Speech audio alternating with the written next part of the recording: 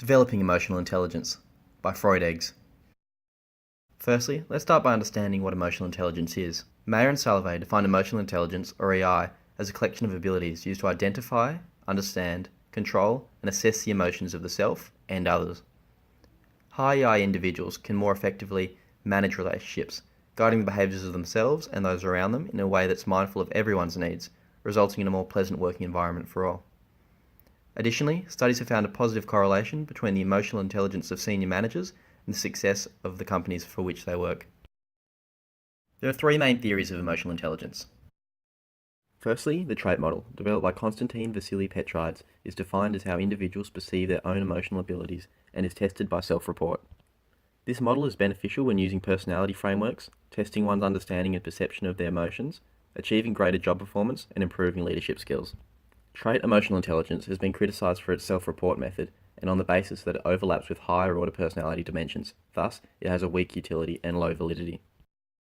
Secondly, the mixed model was proposed by Daniel Goleman, who focused on outlining emotional intelligence, which involved a variety of skills and competencies that affect leadership performance. This model was a combination of both ability and trait emotional intelligence. The mixed model is useful when training and evaluating management potential skills and evaluating performance when hiring new staff. It is based on self-awareness, self-regulation, social scale, empathy, and motivation. This model has been considered as pop psychology, as it cannot be recognised as a form of emotional intelligence. And thirdly, the ability model, which we have chosen for our presentation. The ability model is a process formed by Mayer and Saavedra, where emotional intelligence is measured through the Mayer and Saavedra-Caruso emotional intelligence test. Today we'll be focusing on the 4 steps explored in this model, and how working through these steps can resolve workplace issues regarding emotional intelligence. The perceiving step involves individuals being able to identify emotional cues and differentiate between those that are real and forced. The second step examines an individual's ability to use their own emotions to enhance cognitive ability to make decisions, reason, or solve problems. Understanding emotions allows individuals to recall past experiences and predict potential outcomes of future expressions of emotion in their given situation. The final step is managing emotions, which measures the ability of an individual to understand and utilize their emotions effectively to generate the required response. The ability model does not rely on self-reported ability measurements, which are often inaccurate. It also predicts important outcomes concerning interpersonal behaviours, social and professional networks, and leadership styles. Because emotional intelligence for the ability model is measured through the Mayer-Saavedra-Caruso emotional intelligence test, it has received some criticism for measuring conformity as opposed to ability. This is due to test results being compared to other people who have taken the test globally and using a common pattern of social skills as a basis for emotional intelligence. It has also been criticised as not being a true measure of intelligence, and more so a measure of knowledge instead. The steps outlined by the ability model are the most relevant to our chosen case study. So now we are going to do an empirical study focusing on connections between emotional intelligence and workplace flourishing.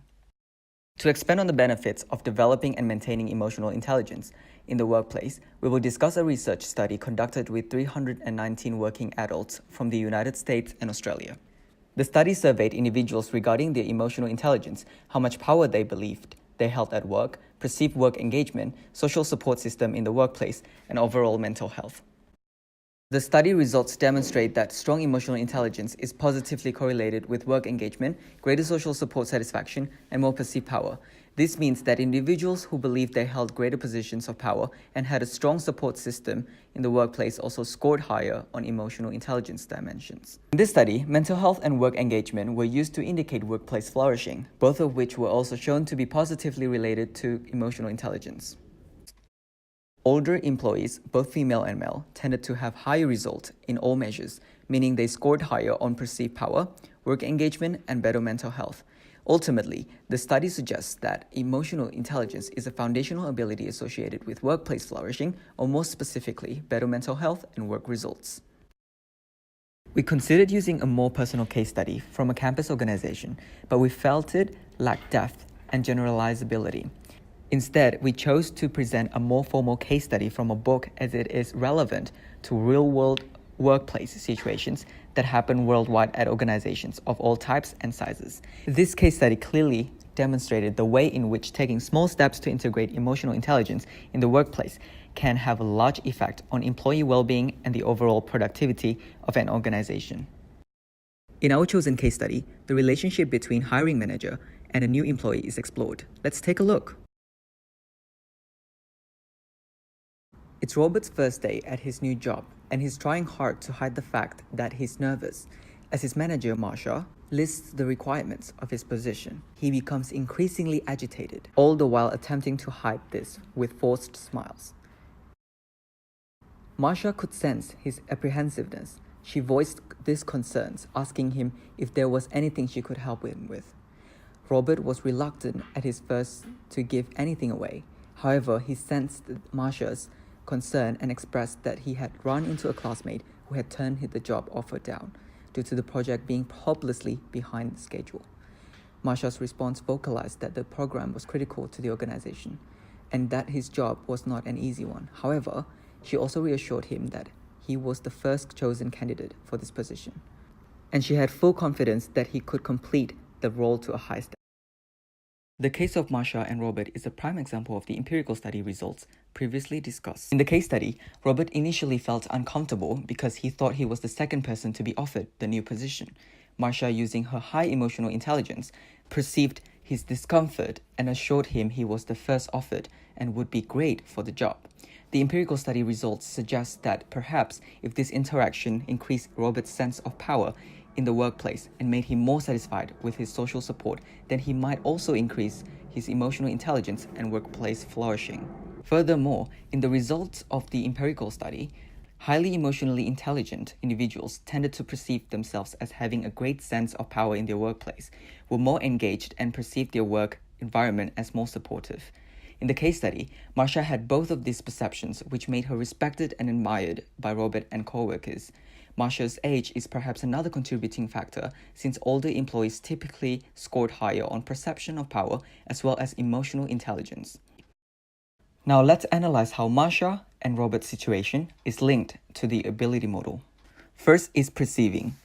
Marsha accurately identifies Robert's anxiousness through picking up on emotional cues and being able to identify the differences between genuine and fake emotions. Secondly is using. Marsha empathizes with Robert by reflecting on her own experiences. She is able to relate to Robert's situation and as such is also able to provide him with comfort. Third is understanding. In order for Marsha to completely understand Robert's feelings, she asks him the question. This confirms her belief that Robert is anxious. After Robert expresses his troubles, Marsha makes conscious decisions to make sure Robert is able to succeed on his first day of work. In addition to providing a clear example of the importance of emotional intelligence, the case study also provided prescribed methods for how to train and assess employees in the ability model. Application steps. Let's have a look in an interactive way. To successfully implement the ability model in the workplace, you must firstly explain the underlying model when training employees in emotional intelligence, so that learners develop expectation for the program and can assess its effectiveness. Secondly, training must incorporate experience. Learners must be exposed to a variety of emotions and engage in desired thoughts and actions for the model to be effective. Thirdly, practice the skills taught. This can be done through role-play scenarios with corrective feedback and will get learners using the 4-step blueprint right away, as well as allowing them the opportunity to develop their own personal emotional blueprint. And finally, provide opportunity for participants to continue learning and practicing their skills after formal training has ended. Possibilities include online training resources, individual development plans, and follow-up meetings. Allows an organization to utilize the skills of emotional intelligence in a beneficial way and develop greater professionalism in the workplace. As previously mentioned, the ability model assesses one's emotional intelligence through the Myers-Salovey-Caruso Emotional Intelligence Test. This test is comprised of a set of emotional problem-solving tasks, in which the ability to correctly do each task is scored objectively. It has been demonstrated to be reliable and predictive of interpersonal behavior and leadership style. It offers employers hard data to support their initial perceptions of employees. The test feedback reports given to employees allow them to leverage their high-scoring abilities and improve on their low-scoring ones. As you have now seen, developing emotional intelligence in the workplace has a wide range of benefits for organizations, ranging from increased employee satisfaction and retention to overall productivity. However, it is important to note that emotional intelligence implies that employees interact with one another. Therefore, for organizations relying on primarily individual work, training in emotional intelligence may have no increase in productivity and instead be an expensive and unnecessarily cost. Reliability of sources was ensured by using only peer-reviewed journal articles. Thank you for watching.